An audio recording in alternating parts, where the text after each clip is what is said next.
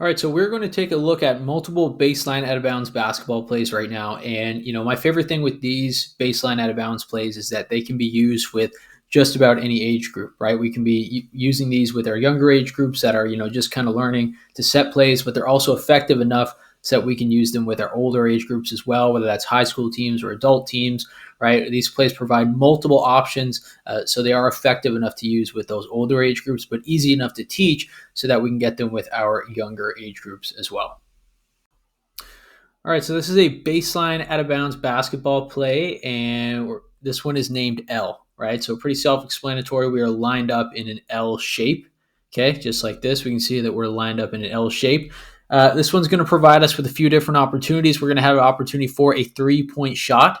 Okay, we're going to sprint through. We're going to have multiple screens ready for a three-point shot, but we're also going to have multiple opportunities for a few wide open layups. So a few different ways that we can go with this, a few different options. Okay, so first things foremost, we want to set up in an L shaped. Okay, with most of these players being on the opposite side of the ball, right? As we can see, we're lined up in this direction. Okay, we're not staggering our players on the same side of the basketball. Okay, so the first thing that's going to happen is number 3 here is going to sprint for an outside shot. Okay, and as that is happening, number 5 is going to step in and set a screen for number 3, and number 4 is going to do the same thing. Okay, so as we can see, number 3 is going to sprint. They're going to run tight right here. Number 5 is going to set that first screen. Right, number 4, as number 3 passes by, is going to set that second screen. Then we're going to have number 3 curl. Right, if you're dealing with the younger team, maybe we can curl a little bit tighter for an inside shot. If you're dealing with an older team, maybe you want that to be an outside three-point shot. As that is happening now, we're going to have number 2 set of diagonal screens. They're going to sprint up here, and they're going to set a tight screen for number 5. Number 5's coming off of that, and they're going to curl and look for the basketball to see if they can get a wide open layup right here. Okay, so just then we have 2 different options. We have that three-point shot or inside shot, depending on the age group, or we have a wide open layup here.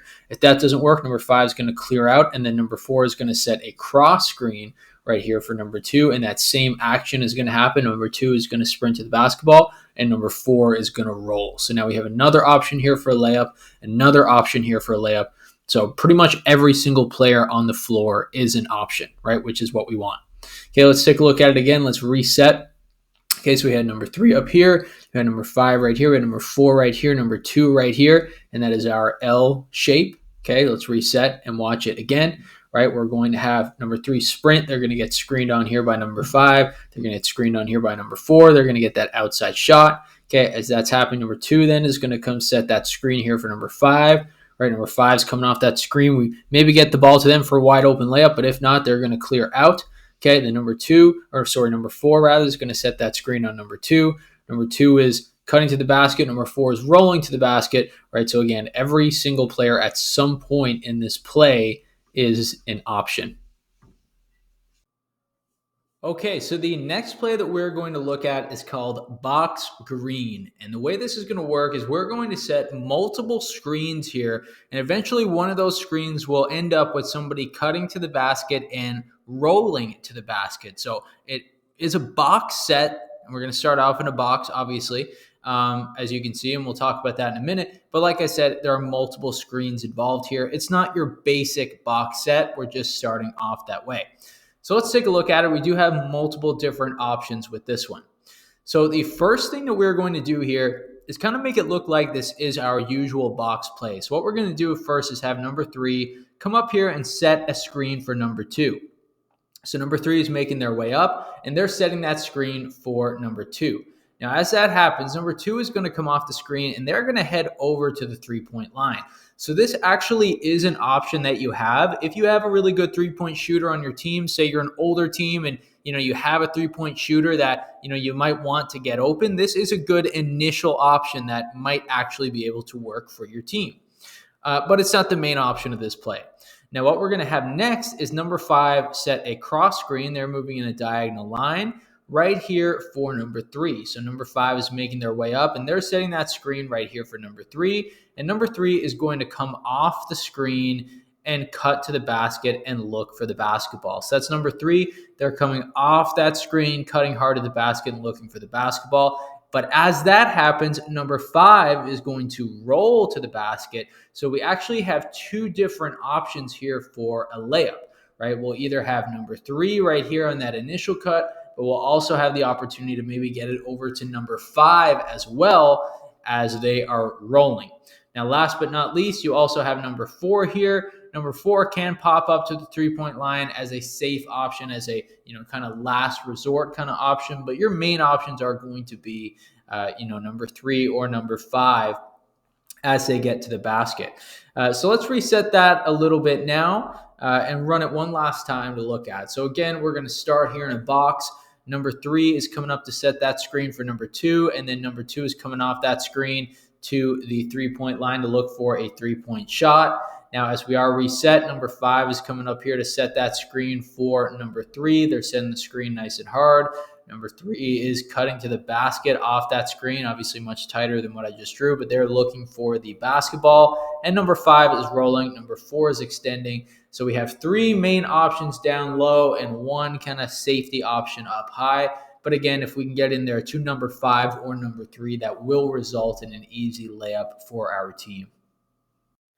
Okay, now this last play that we're going to look at here is personally one of my favorite plays. I've used this play from coaching youth basketball teams that are just getting started to high school teams. I've used this play just about all the way through. It's one of my personal favorite plays, and it's named Box 4.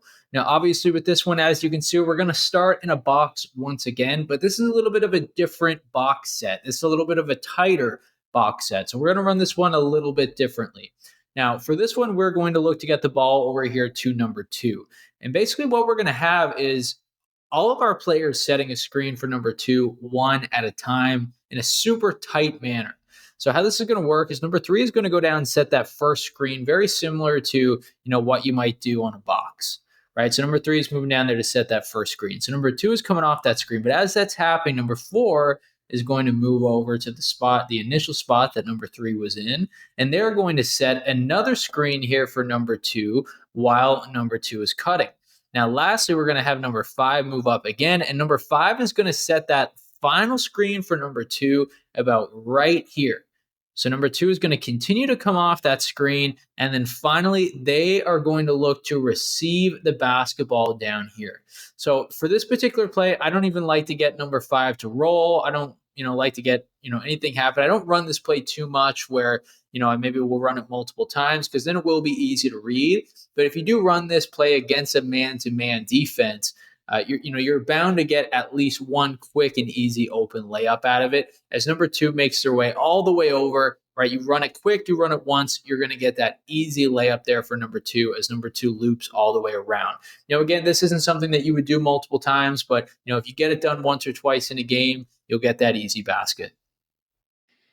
All right, folks, that is all we have for today's particular topic. If you made it this far into today's lesson, it is greatly appreciated. Now, if you guys could also do me a huge favor and like this video and subscribe to our channel, it would also be greatly appreciated. We are the Online Basketball Academy. My name is Coach Danny, and I continuously upload different basketball plays, basketball systems, basketball tactics, and basketball drills that youth basketball players or training basketball players can use or basketball coaches can use with their players and their teams.